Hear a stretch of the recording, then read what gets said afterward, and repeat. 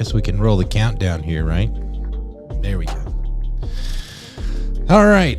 Pre-show countdown. Checking all the streams, sharing them across all the communities that I'm involved in. See if we can get some people watch it tonight. If you are watching, please join me on the YouTube channel. I'm trying to do more over there on my channel. See if we can grow that a little bit.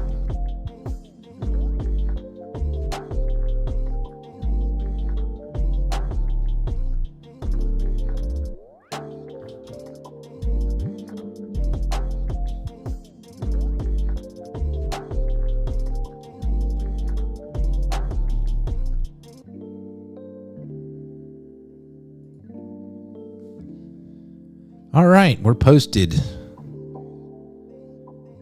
Come see me over here on Facebook. We're going to talk a little bit about the iMac updates, or all of the Apple products that came out. So come join me.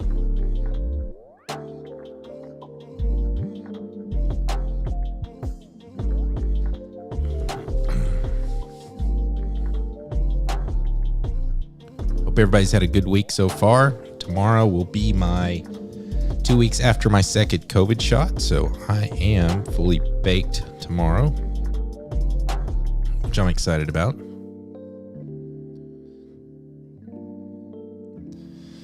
Rough day at work today, so stream a little bit here. Kind of let go of the day, and let's talk all things Apple.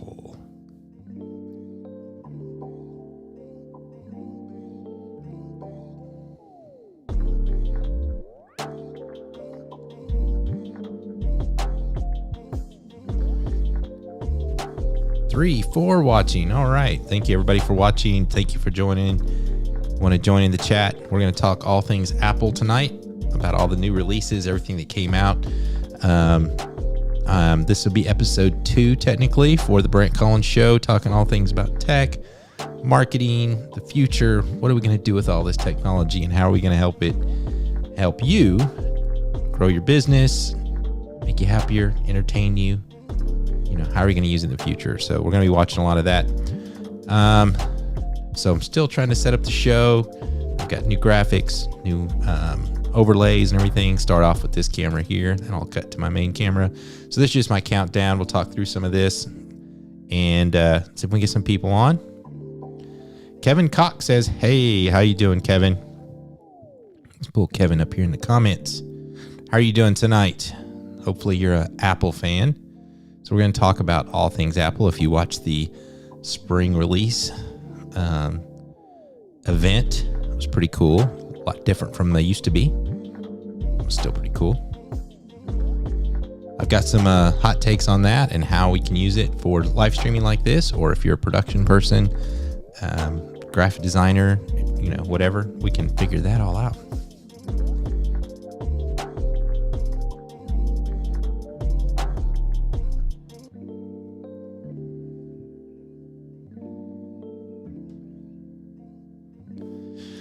All right, we're getting closer and closer. Hope everybody had a great week. Well, it's Thursday. Tomorrow's Friday, end of the week. What's everybody looking forward to? Hope you have a great weekend. My oldest son is getting married on Saturday, so looking forward to that. So tomorrow will be a rehearsal dinner. So tomorrow evening will be kind of up on the mill. So on the treadmill, looking to be entertained, is Kevin. So Kevin, we'll try to entertain you as we move into this. Hopefully you're a Mac fan, because this is all Mac, all streaming, content production, video production, graphic design. If you've done anything in these careers, what does the new Mac mean to you? The iMac specifically, because I was pretty impressed, and we'll go into that. Thank you for joining us, Kevin. And make sure you subscribe. Hit the notification bell. This is episode 2. We're launching this channel. It was my personal channel. I have another show called The Stream Show, and it is also on YouTube. And you can find us at thestreamshow.live. I guess I need to make some banners for that. But we do that every Sunday. Awesome. Kevin found us from the eCam group on Facebook. So you'll see our stuff there pretty soon. You should see our announcements. We do our show live every Saturday, The Stream Show with Strick and Brant. where we teach you how.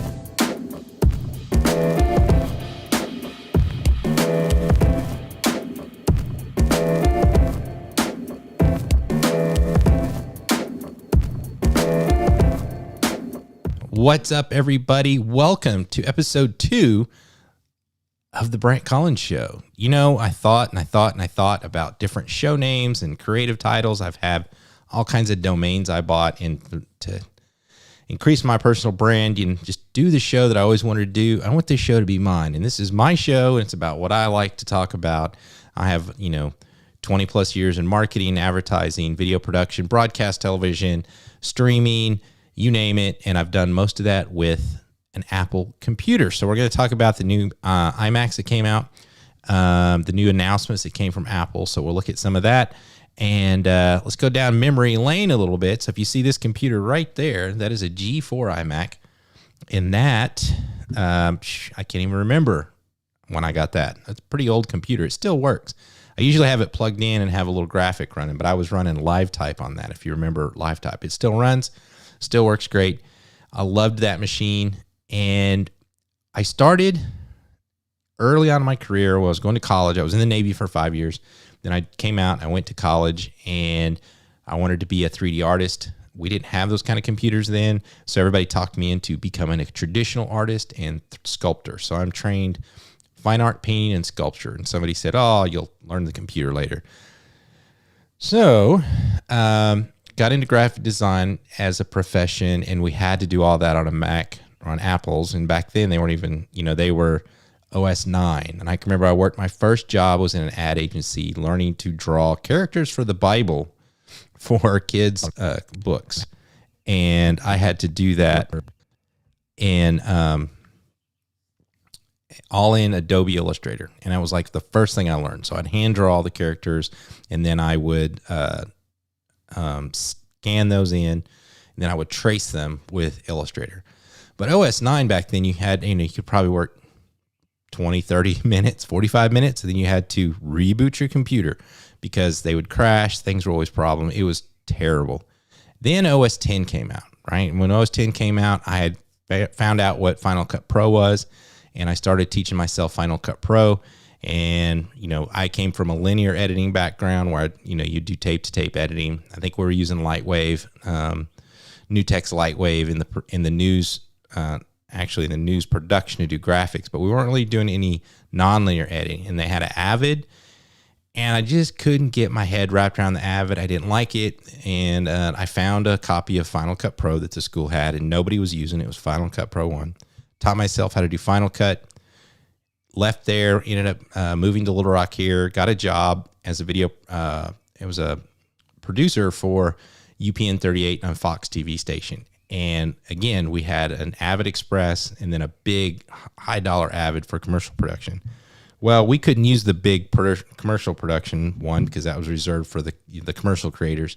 And I just did promotion. So it was just cutting tapes. We did a lot of reel-to-reel stuff. But I got frustrated because things wouldn't work the way I needed them to work because I was used to Final Cut. So what I went is I brought that computer with me to work every day, and I edited videos like nobody's business. And the engineer of the station came to me and said, I hear you're editing on this toy. So I talked to him about the Mac, talked to him about, at that time, they were the Tower Macs, were the cheese grater Macs. And he said, I'll give you a budget of $100,000. Can you build an editing system? And back then I had to buy all the video cards, had to make sure they all matched. But I made that editing system for like $100,000. They loved it so much. I built 2 of them. I went to another TV station, and they were all Mac. I converted all them. And so for about 10 years, I was the Mac guy in production. Then came along the iMacs, and we could just buy the newer iMacs off the shelf, low Final Cut Pro, and I could just set up an edit bay with just that. So that became really great because back then the iMacs, you could add more RAM, you could add more hard drives, you could do a lot of cool stuff with it. So fast forward, I've done streaming, video production, everything from Adobe Suite to Final Cut, After Effects, you name it. I've done it all on a MacBook Pro most of my life. Ran my whole agency for 8 years with my wife on nothing but a MacBook Pro and a really spec'd out iMac. And then, Apple kind of just plateaued. You just have to keep spending more money, get more RAM. You do all these things to try to get more power out of it. And as I got back into streaming during COVID and during the lockdown, I was using a 2013, I think it was a 13 or 15. I still use it every day. It was a MacBook Pro, and I was doing Ecamm just like this, 2 cameras, 3 cameras, and it was just slow. I couldn't do animated graphics, so I bought the Mac One, or the M1 Mac Mini. I love it. The Mac Mini M1 is amazing. It's great. I bought the one with 8 gigs of RAM. I'm running 2 cameras. I'm doing all the animations. I'm doing the fly-throughs. I'm doing the automatic scaling there that you just seen. So I'm using one of these. Hold on. Isn't that crazy? So I have one of these magic mouse, right? And when you touch it, I tried to turn off all the settings, but what happens when I touch it, it automatically scales. So I need to get a different mouse. Not a big fan of this mouse. It's an older generation, but I'm not a big fan. I tried to turn off all of that scaling, but it happens to me sometimes.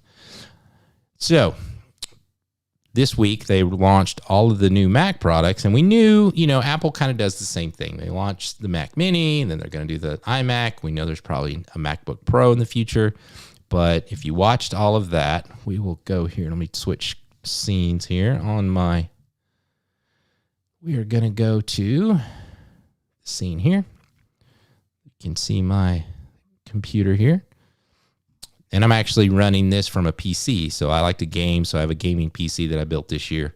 And I do all my presentation into Ecamm through HDMI with the PC.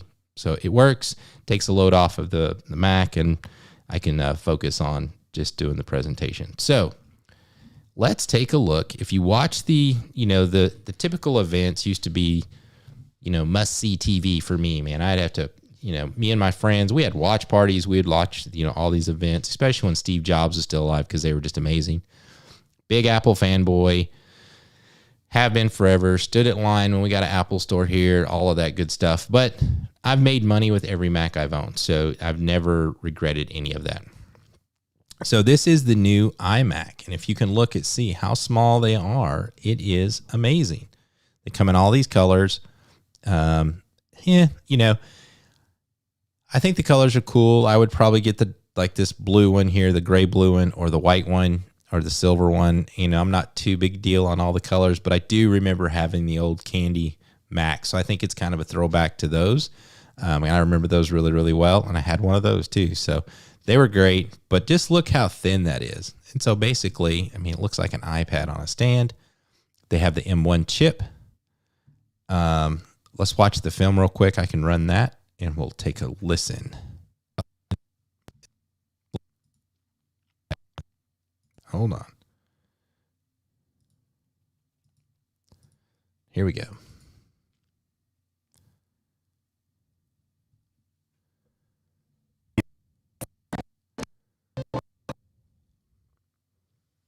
We're having some audio problems here with the PC.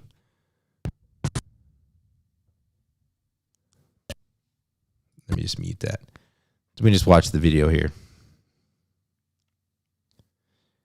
If anybody else out there has a Rodecaster, I'm connected through Bluetooth, and for some reason it's been skipping a lot lately. One of the cool things, they've got a brand new 1080p camera as far as the video camera, and they have something called Center Stage, which actually it's a wide view camera, and it's shooting a wider view, and then it can track you. So it moves the video and looks like it's moving and tracking you. But I think it's really, really cool. Fingerprint ID, so you can do all your purchases. I'm not too big on that, but the speed of the M1 is incredible. You get more inputs and outputs than you do on the Mac Mini. Plus you get a monitor. So I think they're $1,200. Let's look at here. Yeah, $1,299, and that's your generic base model. And let's go look at the pricing here real quick. So you got your different colors. You got the M1 chip's the same chip. You just can get more storage, more gigabytes, more gigabytes. They all have 8 gigs of memory, so you can't get even more memory, I don't guess. But you can upgrade for 2 Thunderbolt ports, 2 USB 3 ports, gigabit Ethernet. So I would definitely go for the middle of the road at the bare minimum. But at $16.99 to get the, the pimped out one with 512 gigs of RAM, storage, 8 gigs of RAM, would be amazing. And don't let the RAM fool you. People say, well, do I need more than 8 gigs? You don't. I'm using 8 gigs of RAM in this iMac right here. I've edited video. I've edited Final Cut. I've edited, Premiere Pro, stuff like that. It works really, really great. Kevin's giving me some good advice here. Let's go here. Let's see. Man, you have the most interesting jobs. I try. This is not a toy. And the MX Master is an amazing mouse. One of the things I want to try is I love my Logitech gaming mouse. So they have a new wireless mouse that I'd like to try. And sorry, I'm trying to keep up with comments here. Here's one of the things I'd like to see. I'm just going to throw this out there if you're an Ecamm user. The comments don't scroll. So I have a wide grid here on my comments, so I can see them better, and they don't automatically scroll. So I have to keep checking on that. I wish they would automatically feed up. So if you're watching out there, do the Ecamm stuff. And let's get off of this screen. That's terrible. Let's see. Steven says he has the same Mac Mini. Would I weaken the effectiveness of my live stream if I added DaVinci Resolve for editing on the same machine? If you're not running them at the same time, no. I think you could run DaVinci Resolve just fine. I haven't tested it, but I'm pretty sure it would run. Blackmagic is pretty good at keeping up. I haven't tried it, but it's not going to take anything away from your streaming if you're not opening 2 or 3 programs at the same time. So one of the things that a lot of people were doing was getting this Mac Mini cheap and just saying, you know what, I'm not going to load it down and make it a workhorse. It's just going to be for Ecamm and for streaming. I've tried to do that pretty much because it's in my studio. I still have my old MacBook Pro that I do day-to-day work on. But if I was really going to have to do some heavy editing, I loaded all the software on it, get external drives and all that stuff. But it wouldn't hurt your stream at all. It just depends on your hard drive space, but I wouldn't be afraid to do anything on this Mac Mini. And technically, the M1 chip's the M1 chip, so it's all kind of the same. Depends on the cooling. The difference between the Mac Mini and the iPad Air is the cooling, the iMac Air, or the iMac, the iBook, the Air. Instead of the MacBook Pro, which those two have, the MacBook Pro and the Mini have fans in them that can cool the chip down and make it more effective.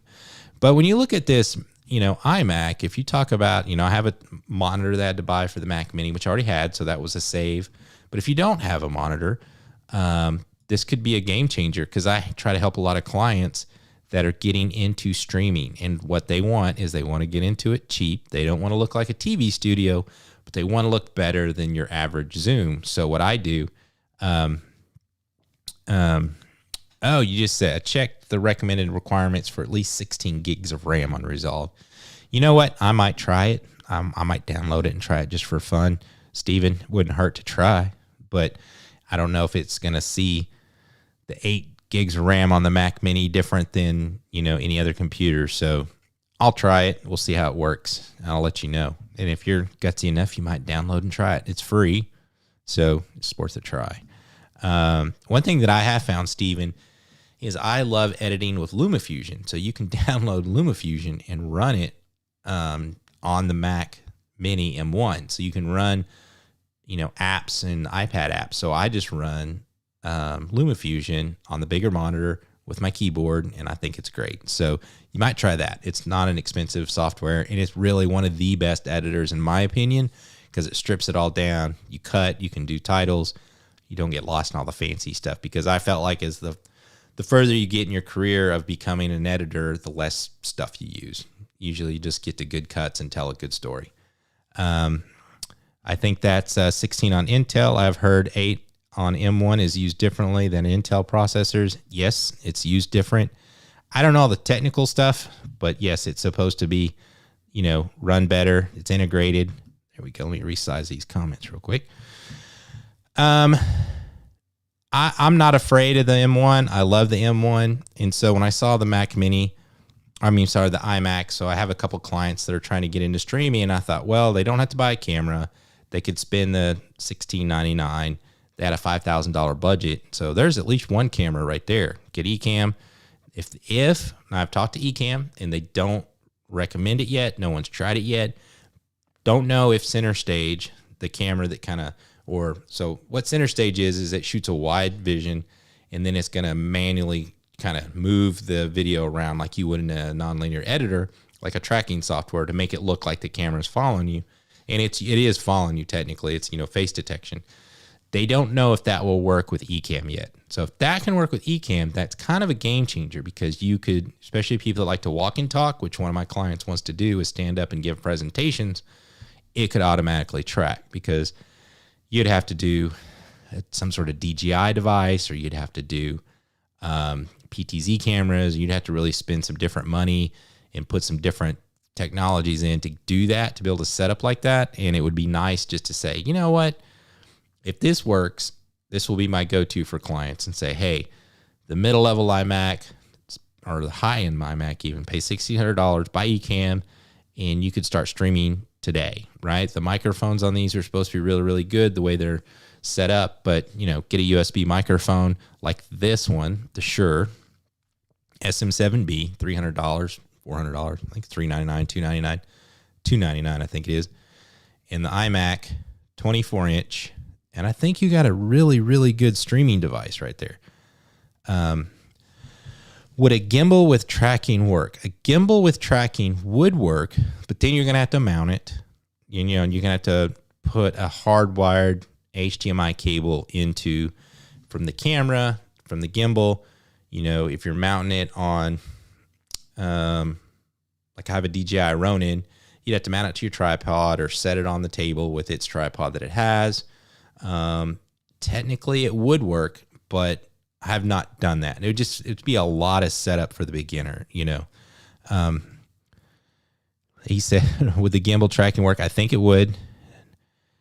Not that it would be beginner or easy, just thinking out loud. Yeah, it wouldn't be easy, but you could do it. And so one of the things that I try to do, and what we try to do with the stream show, is help new people get into streaming. And so I'm talking to a client right now, two clients. One is a cooking show, so she's going to be moving around a lot. She needs to buy everything. And then another one is a gentleman that sells hardware. It's a device that mounts to wheelchairs, and it helps paraplegic people feed themselves. And it looks kind of like a gimbal with a bunch of cables, and I don't know how it all works. He didn't show me, but they can feed themselves. So he has to demonstrate this. So he doesn't want to, and it's by himself, so he doesn't have a camera operator. So I was trying to work through this problem with him. I was like, just take a wide shot. We'll do a 2-camera. So you can have a wide and a tight. And then I said, then maybe you could use your iPhone to be a mobile camera to show like detail. But now, and he said his budget was going to be $5,000. The next day I saw this iMac. So I'm thinking, well, there you go. $1,600, Ecamm, buy a camera, right? I use the Lumix G7, which is about $400. And then you get a kit lens with it. Nothing fancy, but you can get that into that to $400, $500, $600. And now I can actually give people a solution. You got this for $299, and you're in a really good setup for cheap. You're talking about buying an iMac for the same price that people are buying, alpha cameras, right? So like the 6100s and stuff like that. So don't sleep on the iMac. I think it's a great computer. I'm helping my buddy DJ Strick. He's doing some... see all the ports in the back. He's doing some remote gigs, right? And people are asking, a lot of producers now like us to do remote gigs. And I used to do remote gigs with my MacBook Air, my MacBook Pro, and 2 Blackmagic Thunderbolt devices with HDMI, and then I had long cables, and I was using Wirecast. So from 2008 on, I was using Wirecast in that MacBook. Then it got complicated as I upgraded the MacBooks, and MacBooks got away from Thunderbolt and Firewire, and you had to change everything. But Wirecast was good. It served me well, but I think Ecamm's a little easier to use. And the way the subscription model worked, it was cheaper to get into Ecamm, and it does better stuff. So I went with Ecamm. And if you're talking about going on a mobile set, right, you're gonna either use a laptop, and people that are using a laptop are saying, until the 16-inch comes out, it's too small to see. So they're like, well, I'll pack up my Mac Mini and a monitor in a Pelican case and go with that. This thing is so thin, this iMac right here. I would just put it in a Pelican case. I would totally put this in a Pelican case and just carry it with me. The cable here has Ethernet in it, so you only run cable. It's a 4K Retina display. You got the camera again. It's got face detection, image infusion, noise. Here, let me switch. I'm not even showing you guys the screen. Sorry. So we have two views here. Testing both out. Here's the other screen view. See, let's try this one. So you got auto white balance, auto exposure, face detection, image fusion, noise reduction, highlight detail. All of that's going on in real time. So you're probably going to get a pretty good picture out of this, especially for beginners. Now we're not talking about everybody that's a pro out here that's trying to, or that they say they're a pro streaming live. So I think it's a really, really good device. I think it'll be really, really great. And one of the things I always say about these kind of devices, I have kids in the house. If I get an iMac, the Mac Mini gets down, goes to the kids, to their room. I have a son that and we started him a streaming channel, and he was in the studio Wednesday, which was yesterday. So I had to rearrange everything again to get my setup back for where I had it set, because for him, his show's different. We had to hook up his Nintendo Switch and some stuff like that. So that's the iMac. I wouldn't sleep on it. I wouldn't be afraid of it. I think it's really, really great. And so during this whole presentation, I'm like, that's it. I'm getting an iMac. I love it. Let's do it. Then they showed the iPad Pro. The iPad Pro M1. Now this thing, let's go past the iPad Air. Where is the M1? Here we go. iPad Pro. So this has the M1 chip, and if you look at it, it doesn't look any different than that iMac. And we all know Apple just they're really smart. The top end technology just waters down and goes to the cheaper units. This is just kind of a thing they've done forever. That's why they're so successful. But in this iPad Pro, you've got an M1 chip. And you got all the liquids display, 5G, XDR imaging. This thing is crazy. And for the price, let's watch the film. Like I said, I won't run the audio because I'm having some sort of audio issue here. Let me see if I can fix it real quick.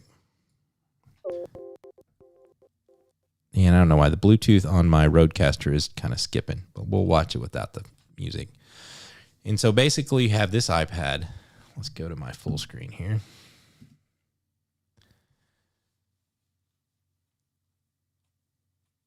Now it has the M1 chip. Granted, it's running the iOS, the mobile iOS versus the desktop iOS. And there's some, questions about will Ecamm work on it and stuff like that. But if you look at this thing as what I've always wanted is, I'm an on-the-go producer. I'm always sorry,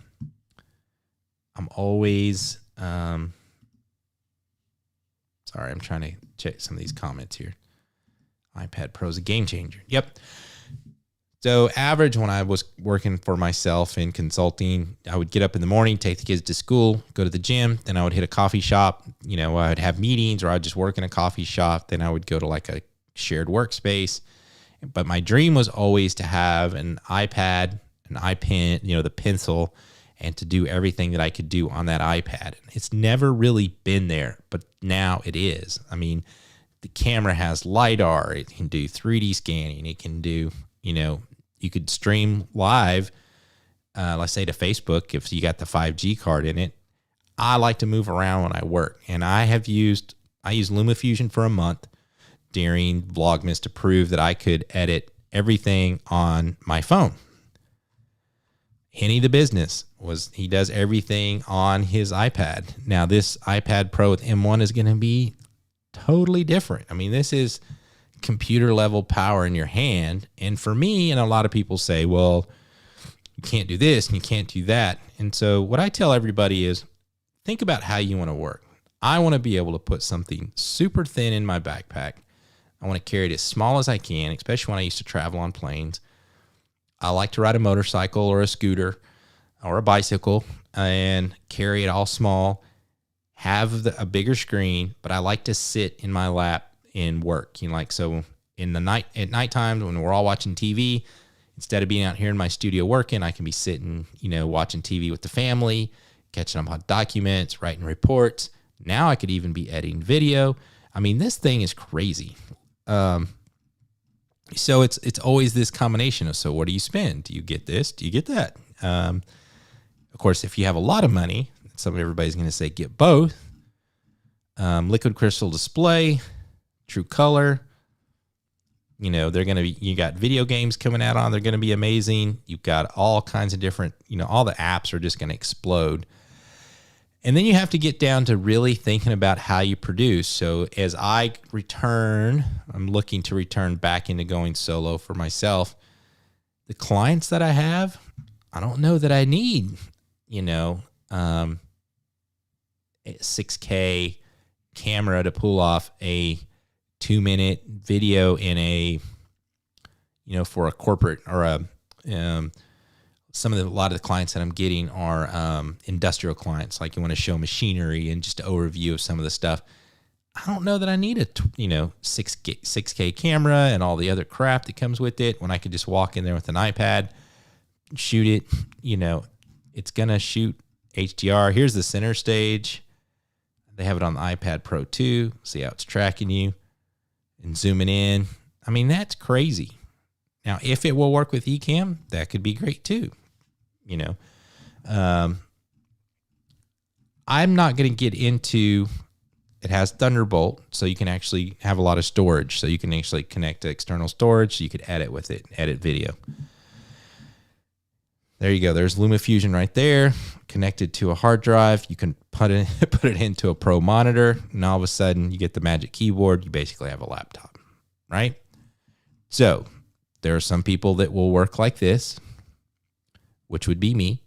And there's going to be other people that are saying no to all this, and they're going to wait for the 16-inch iMac or MacBook Pro that's going to come out probably in the fall. I would imagine it's going to be, $2,000 plus to get it all maxed out. This one maxed out is $1,099. Let's build it. Here we go. Space gray, 2 terabytes of RAM, $2,199. Now you're getting into, MacBook kind of territory, MacBook Pro territory, Wi-Fi cellular, $2,399. But if you did 2 terabytes with Wi-Fi and a cellular package, you could work anywhere in the world off of this device, bar none. I usually just get Wi-Fi. Let's go back to, say, a terabyte. So now you're looking at $1,799. This iPad could do everything you want it to do. And I'm sorry, and people can say on here if they want to that, oh, no, you can't. I've been a producer and I've been an editor. I've been a graphic designer. I can do anything. Half the stuff I do now, I do in Canva versus Illustrator or InDesign. That can be done with this, super easy. You're going to see Photoshop and all these other things come onto this. I would imagine it wouldn't be long before you see, you probably can do Adobe Rush, but I'm sure Premiere Pro could be ported to this. But LumaFusion is as good an editor as I've found. It's as good as anything I think anybody ever needs. If you're trying to do a lot of motion graphics and stuff, you're going to do that in another program anyway. How is the learning curve on LumaFusion? LumaFusion is like, so Final Cut Pro, I quit Final Cut Pro when they went away from Final Cut Pro 7 and went to Final Cut Pro X, because I feel like Final Cut Pro now is just a fancy iMovie, right? You drag clips around. It doesn't work like a traditional editor. People complain and they'll argue with me, but I just don't like to work that way. So I use Premiere Pro. LumaFusion works more like Premiere Pro, more like maybe, but it has a little bit of because it's made for the phone or the iPad, there's a lot more touch and drag. But I would film a video every day for Vlogmas, add titles, add transitions, add my opens, because I had just a donut made, and I could cut it, upload it, and be done in 5 minutes, right? It's very, very easy. Kevin, it's way easier than Final Cut Pro X. It's literally, drag clips down, size them, cut them. With the iPad or a pen, it could be even better, but I would hold up anything that I could do on my phone next to anything I could do on Final Cut. And like I said, again, if you're I'm going to put this out there. If you're a professional editor and you've been doing it for a long time, you probably don't use a lot of effects. LumaFusion also will port edit list EDL to Final Cut. So what some people are doing, imagine your day is you're on a shoot, you're shooting all day, all remote, right? So you flew into LA, you're shooting for 6 hours, you're going back to the hotel room, you get some sleep, offload your footage into a hard drive. You're on the plane back home and you're doing a rough cut in LumaFusion on this iPad, get it pretty much where you want it, and then you can do an EDL list and pull it back into Final Cut Pro and finish it, right? So that would be one workflow. Another workflow would be you're a news reporter or you're doing some, live, like I've covered a lot of protests and stuff like that. You could actually edit it, cut it, load it to YouTube before you even, as you're on the street, as you're doing all this stuff. So I will see, when I was in TV, you had a cameraman, you had a anchor, you had, you'd bring it back to have an editor edit it, and then a graphic designer do the graphics. Now they're one person. They do everything by themselves. And this kind of devices is that's what's going to drive, the content creation economy, in my opinion. So Kevin, take a look at LumaFusion. I swear by it. Look up Henny the Business on YouTube. He does a lot of tutorials. He's been doing an iPad for all of his music production and video editing for 3 or 4 years now. And I think this device is going to kill everything. And so in my opinion, if I didn't have that Mac Mini, I would get the iMac, but I'll probably use the Mac Mini for now. It'll do everything I need to do. I think I'm going to get the iPad Pro, get one that has about 1 terabyte so that I can do mobile production. And what people don't understand is I can do it at a high level with something like this iPad and make really, really good money and be price competitive to, a traditional film production company, right? So I can come in and do a better job at a lower price. And because I'm not spending $30,000 on an editing suite and $30,000 on a camera, I can make more profit. Now I am going to look at getting a Blackmagic Pro, the 6K camera, their Pocket 6K, and it's about $2,500 by the time you get a decent Sigma lens. You can be in pretty good around $3,000 shooting 6K that will rival, $12,000 to $15,000 Red camera. In this business, I use a Lumix G7, and there are going to be people on stream or in the Ecamm group, and there's other people. Oh, you got to have the Sony. You got to have this. Use what you got. Use what you like. Use what price points you have. Some people buy Red because they want to be in that Red environment, and they want to say they're shooting on a Red camera. If you have $2,500 to spend, and you want to shoot on a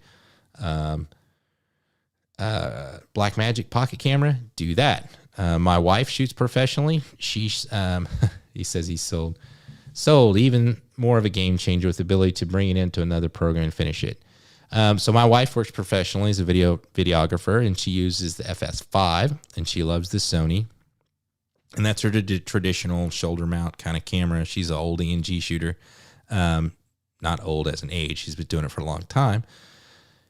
But she also bought Fujicon Cine lenses that are, $3,000, $4,000, $5,000 for a lens. So the lens, the lighting, the sound, there's a lot more that goes into good film and production than just the hardware. And a lot of it is just storytelling. So editing is just putting this all together to storytell. So Kevin says he knows Henny. You've seen some of his videos. I actually asked Henny to come on the show with me tonight, but he was busy. You can go back and watch one of our shows, the stream show we did with Henny. He's a really great guy. And if the Mac 60 minute if the 16-inch MacBook was out, would you go for that instead of the iPad Pro? Good question. I'm going to guess my wife just bought last year she bought a really, really good i7 or i9 MacBook Pro, and it was a couple $1,000s. So I would imagine if by the time you get a 16-inch MacBook Pro with the RAM that you need, which I'm sure would come with 16 gig, you're going to want to max it out. It's going to be $2,500. So let's say it's $2,500. I would probably get the iPad Pro. And why I would get the iPad Pro, Kevin, is I edited for a month with iPhone XR. Don't have it here. I have a Shure MV7 camera mount with a shotgun mic. Audio is amazing. And I was trying to push myself in a different direction. So the direction I was trying to get to is I lost 4 or 5 years ago, I kind of lost my passion for producing videos because I was doing it for other people. I did some short film production that I loved, and I kind of got out of that, and I was just doing work for people, and I just kind of got burnt out. And I've got high dollar equipment. I've got dollies and track, and I got all this stuff, right? And it's usually just me and my wife. So I'm trying to change, and I did all that during Vlogmas with my phone to prove to myself to have fun again. And I think that if you limit yourself a little bit, and I don't think the iPad will limit you at all, but be light, spend as little money as you can to get the best product you can so you can have as much profit as you can for your business. That's all I'm going to say. Because when you go down the road of a red camera, oh yeah, I got a red camera. Well, now I got to get a monitor. Well, now I got to get a small rig. Now I got to get, a dolly and track. And now I need a 1 ton van to carry it all. Now I need 16 C-stands and all these lights. And, so it just grows really big. And now you have this big company that you've got to keep fed, right? And I did that before, and I don't want to do that again. So I want to force myself to stay in this pocket, to do great video, to be light and cheap, run small, and do great things. Yeah, I've been a Panasonic user forever. This second camera, let's see here. We'll go to this. The camera, when I did the countdown, it comes in on, it's an AG 150. And it's an interchangeable lens, Panasonic camera. I bought to do a job for a national motorcycle company. I've got all of the hardware to mount it to, it's over here. I've got the matte box and all this other stuff to make it look cool so we can impress the client. And, it does great now for a web camera because it's not 4K. Kevin says, understood. Makes a lot of sense. There's something to being light and easy. You got to go for where your niche is, Kevin. I don't know if you do this professionally for a living, but there's a lot of, in our market, when I got out of it, everybody had a red camera. Everybody had Final Cut. Everybody, there was one guy had a Steadicam. Then everybody was into Canons. They all had a DJI Ronin. Then everybody got into drones. And now everybody got out of drones. Everybody got out of filming. Everybody kind of even before COVID, it kind of went away. Now it's hard to find a good shooter anymore. My wife tries to hire out stringers and she can't find them anymore. Not like there used to be. So I've shot for CNN. I've shot for MTV. I've shot on little bitty cameras for these companies. Back then I had a Canon. It was a tape-based HD camera. It was the very first camera that came out. You could buy it at Best Buy for $700. I did a commercial for a boat company that I got paid very well for. And I did a live shoot for CNN at the Bill Clinton Library. And I did interview set for MTV with that same setup. And nobody cared. They just needed the video. They had a price and we were gone. So know your market, know what you're getting into. I have friends that I have a friend that has a red camera. Great investment for him. He does some high level work. Has the same camera for maybe 10 years. And every time the red updates it, he gets firmware updates. Beautiful camera. He's invested in all the lenses. And so if you're going to get in this business, you got to look at where your pricing comes in, right? If you're going to shoot this kind of stuff, you got to invest in lenses and lights and gels and microphones. Do you need a audio engineer with you? Or are you going to be by yourself? You know, do you need a shotgun mic? You are. You're going to need a shotgun mic, a couple wireless mics, field mixer, lights, of course, maybe a handful of gels, diffusers, a ton of C47s, which are, look up what a C47 is. It's kind of a secret of the trade. A couple C stands. I probably have 5 or 6 C stands that I'm using now. A really, really good tripod. Spend good money on a tripod and a good money on a ball head, because 9 times out of 10, you're going to you need a good tripod, and you can't handheld, and you can't do it on a gimbal. There's only so many flying gimbal shots and drone shots that you can do for YouTube, but for an actual real video, you're going to use that for a small segment of an opening shot, and that's it. So I would say look at the market, look at your pricing, charge as much as you can, spend as little as you can, make as much profit as you can. Buy gear that you know is going to last for 3 or 4 years. Try to invest in a system that takes the same lenses. So if you buy a $3,000 lens, you know it's an E-mount, it's going to go a long way. So, look at all those things. Batteries, or what kind of batteries does it take? One of the things that I like about the Blackmagic 6K, and I'll pull that up real quick. Pull that up.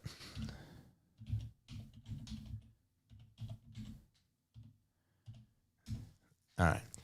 I'll pull that up. We'll get back to that. So look at investing in your lenses. Look at all these different things. Another thing that I wanted to speak on for the Apple stuff. So one of the things that Apple's talked about that kind of I think everybody slept on is Apple is now going to open up subscriptions for podcasts. So you can now charge subscriptions for your podcasts on the Apple Podcast app. And I went in, signed up for the beta. You have to pay $20 a year for the service. It's not even really out yet, but I just wanted to hold my place. I don't even have a podcast right now, but you're going to be able to charge for your podcasts $2.99, or you can set whatever price you can. They're going to take a cut, which is fine. But Apple always leads with audio, and I will stake my reputation on it that down the road you're going to see the same opportunity come on Apple TV, that we'll be able to take our videos, put them on Apple TV, charge subscription, and you'll have, so your podcast will be just like Joe Rogan's doing. It's a video podcast that's video and audio on Spotify. Apple will follow suit, but they're only going to do it until they can do it the way they want to do it and do it right. So that's Apple. So that's my smack talk on Apple today. I'm a fanboy. I've been a fanboy forever. I kind of plateaued for a while. Nothing new was coming out. And you know what? They got me excited again. And I think they're going to do great things. So what I want to do is I'm going to go to, we'll show Kevin here because he seems like he likes free content Apple TV. That would be great. So I don't know if you do any video production, Kevin, but this is kind of what I'm looking at. This is the Blackmagic 6K. As you can see here, it takes an EF mount. It uses a standard kind of Sony battery. It's got a great monitor on it. It's got mini XLR. You have to buy a converter to go to real size XLR, HDMI, audio out. It's got everything you need to do legit filmmaking at 6K at $24.95.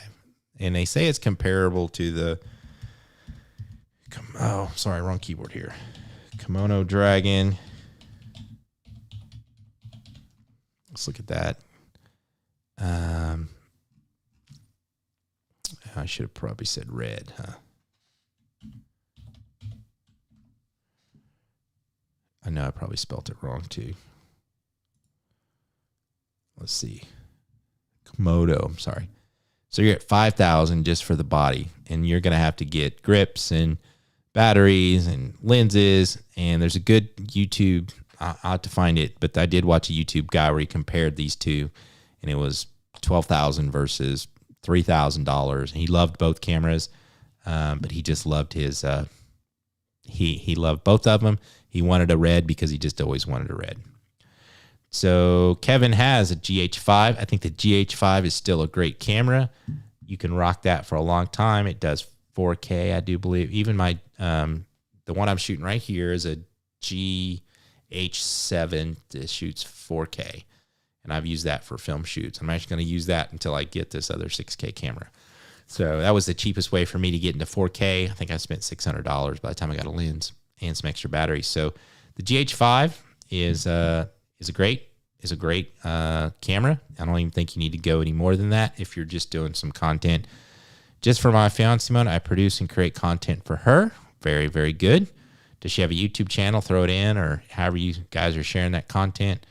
I would love to share it and live the dream. Get on YouTube, make your channel. So I'm going to close out for tonight. This has been the second episode of the Brant Collins Show. We're going to cover more stuff like that. Tech, video production, marketing, advertising. I'm really big into esports and gaming and how that translates to marketing and how you need to use it. Everybody needs to be thinking about it. NFTs was the last episode. We talked about NFTs, and we're going to talk more about that. I have some people in the industry that I'm trying to get on to be guests. So we'll have some more guests on here as I get deeper into the projects. But Kevin, thank you for joining me tonight. Thank you everybody else who joined me tonight. Don't forget to watch the stream show with Strick and Brant this Sunday here on YouTube. That is The Stream Show. You can look it up. It'll just pop right up. Or you can go to our website, thestreamshow.live. And our show is live on Sunday nights at 7 p.m. Eastern and 6 p.m. Central. We are partnered with Ecamm, Shure Microphones. We help streamers succeed. And then my show here is just an extension of what I do for a living. And then my co-host, DJ Strick, has his show out of Birmingham called Strick City Live, which is more of a lifestyle show on Thursday nights. It was on tonight. So you can check him out. So thank you for joining me. And we will see you. If I don't see you Sunday, I will see you next time. I don't have a schedule yet for the Brant Collins Show. I'm still trying to figure out my voice, the content, how I want this all to flow. But tonight was a really good practice. And thank you guys for letting me talk with you. And we are out.